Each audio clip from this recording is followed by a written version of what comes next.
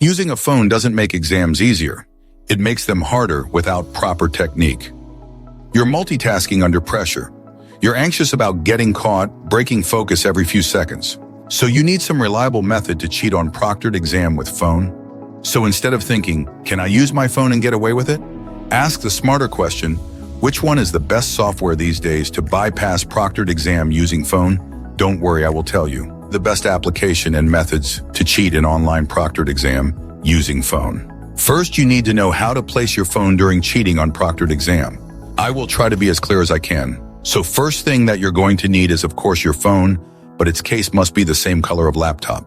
Okay, so what you're going to obviously do is just open up your computer. This is super simple, but people still were pretty confused about it. So you're just going to want to open it up and you're going to get your phone and you are going to place it like this. Okay, just like that to cheat with proctored exam. And obviously, as you're taking like your own exam, you are going to be scrolling down, typing things down, and you'll see the majority of the screen, which is why I like this technique to cheat an online proctored exam. I know these kinds of old tricks are either not working or giving flags to the students. So I have a best method to bypass any kind of online proctored exam, the method I was talking about in the start.